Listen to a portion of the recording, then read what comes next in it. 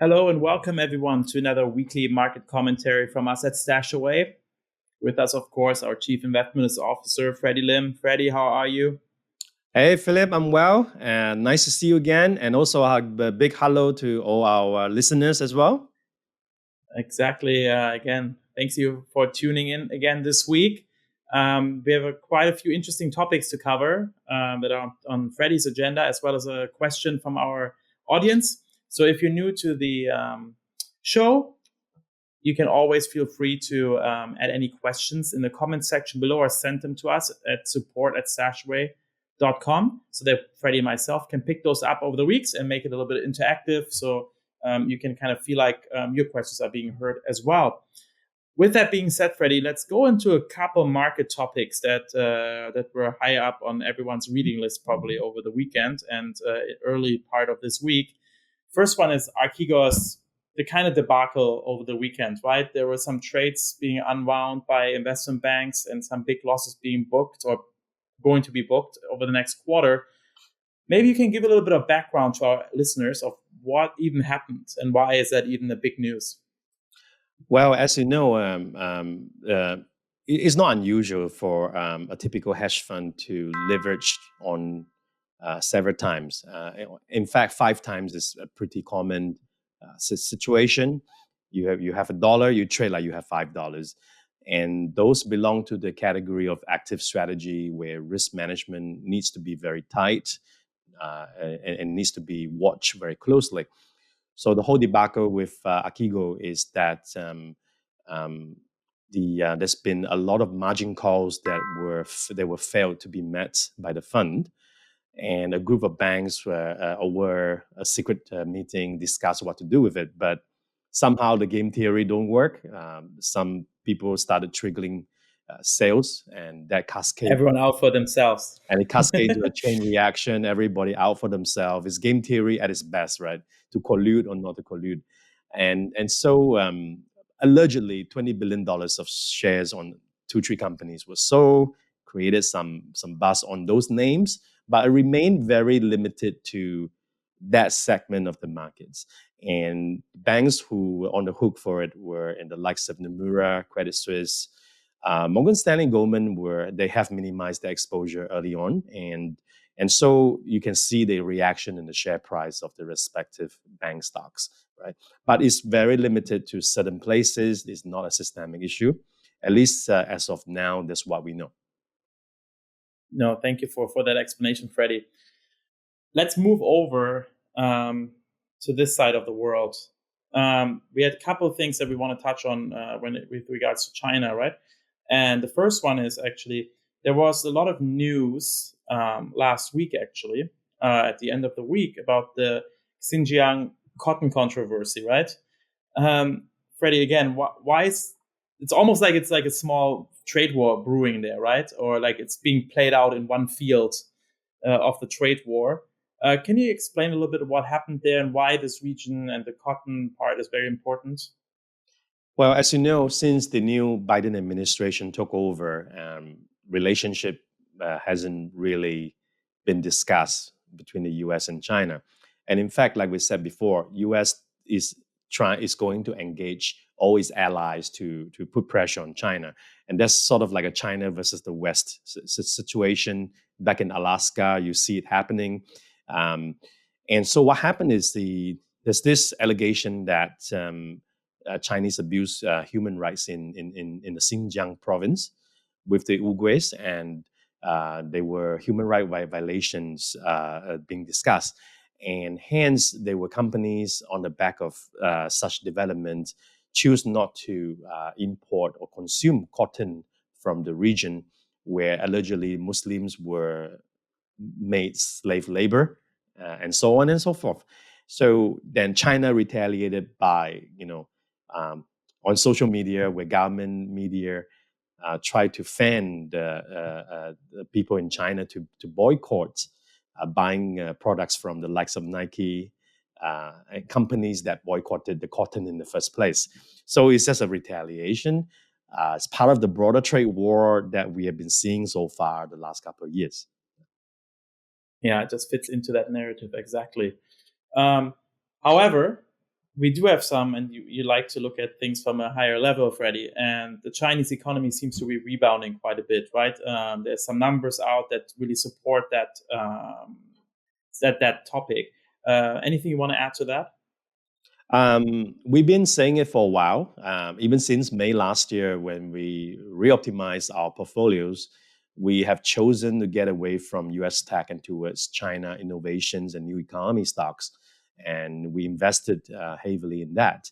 And it's a long-term view, so it's a good reminder that fundamentals in China rebounded the strongest among all economies, first in, first out for the pandemic. And also, China is in the big wave of restructuring its own economy, its own ecosystems towards a more tech savvy driven a nation. Right, it's a long term thing. You got to stay invested in China, and China has not printed a lot of money like the way US does. That means its currency is unlikely to depreciate like the US dollars.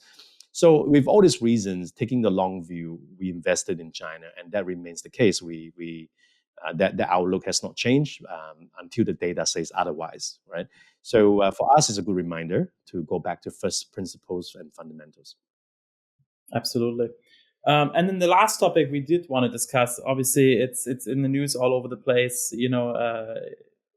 I always say if my parents talk to me about something when it comes to investments, it's usually that means something, right? Because they normally don't. But obviously, there's a huge phenomenon right now going on with the NFTs or non-fungible token world, right? So, art being sold for record numbers, people piling into that asset class.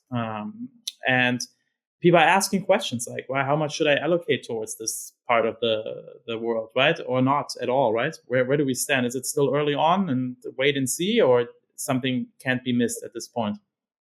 Well, first of all, for people not in the crypto space, we are grappling with what is the meaning of money now, and cryptocurrencies already turned things a little bit upside down.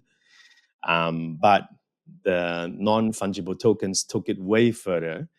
Okay, a Bitcoin is fungible with another Bitcoin, meaning they are the same thing. You can trade one for another, you can exchange one for another. That's completely fungible.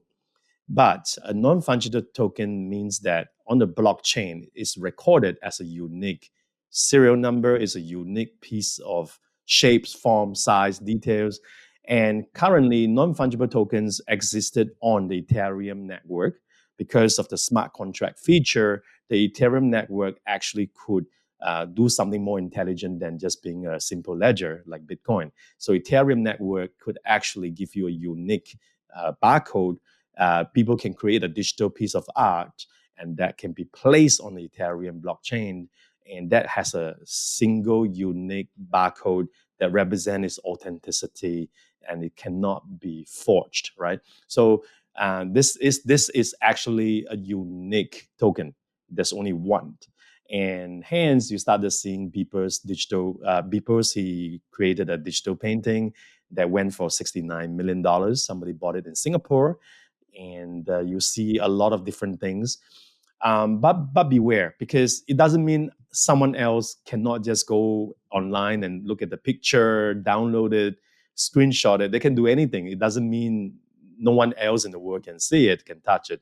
It just means that you own that unique barcode that represents ownership and your rights to that particular digital painting, right? So it is creating a buzz for the fine art world. Hopefully for the fine art world would change for a more liquid, more convenient form of trading one day eventually because of this. But we don't know what's going to happen at the moment. It's just a huge buzz.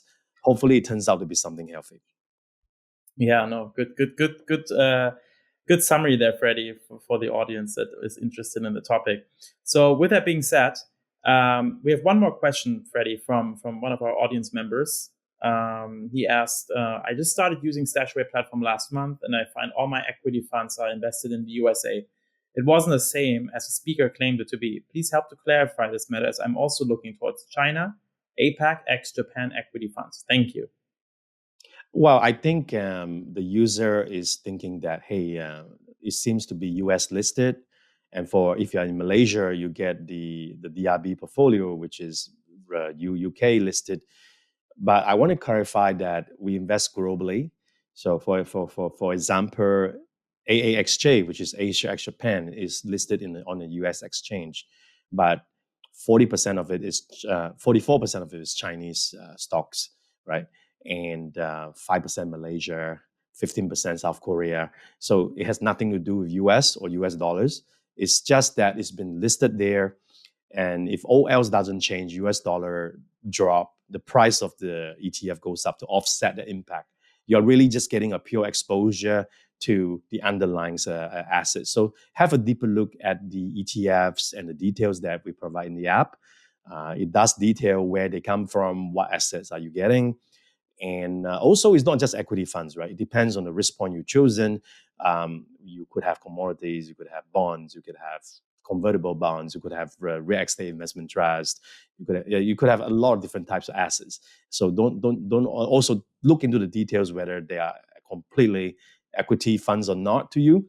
But I assure you, it's not US only or UK only.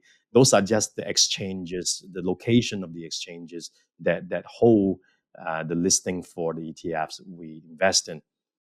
Yeah, and if you actually have the app as well, you can always check out the StashAway Academy page, where you can actually even Freddy's deep dive seminar is recorded on there, as well as our investment basic seminar. So you can actually go through and we actually explain a little bit more about those things as well. So if you want, feel free to browse around there, and that's made for you, the listeners and our users, so that you can learn more about investments and financial planning. Also, one other way you can do that is by coming to any one of our upcoming webinars. So we have a few different ones for the different regions. One is for Singapore. We actually be talking about bringing StashAway to your workplace. So if you want to learn more about how you can implement StashAway inside your company or the company you work for, and how you can make it accessible to your employees and fellow colleagues, feel free to join that webinar. It's at 3 p.m. Singapore time on Friday, the 9th of April. We also have for our Malaysian audience a topic called What is your financial plan B? So this is where we talk about not just investment, but also how do you cover yourself, right? How do you make sure that your financial plan is rock solid, that whatever tries to break that plan, you can take control over. That's on Wednesday, 7th April, 6 p.m. Malaysia time. And for our MENA region, we have our investment basics seminar. That's on Wednesday, the 7th April as well, 1 p.m. Gulf Standard Time. All of those links to sign up for these are inside the show notes below, as well as on our website, Facebook page, Instagram page, wherever you might interact with us. So feel free to sign up for them. We hope to see as many of you as possible. And my Freddy and myself will, of course, be back with you next week for another round of our weekly market commentary. Until then, have a great rest of your week. Bye-bye. Subscribe to our YouTube channel to get notified whenever we have new content out for you. Also, don't forget to download the StashAway app. It's available in the Apple App Store as well as the Google Play Store. So you can start on your financial journey right now.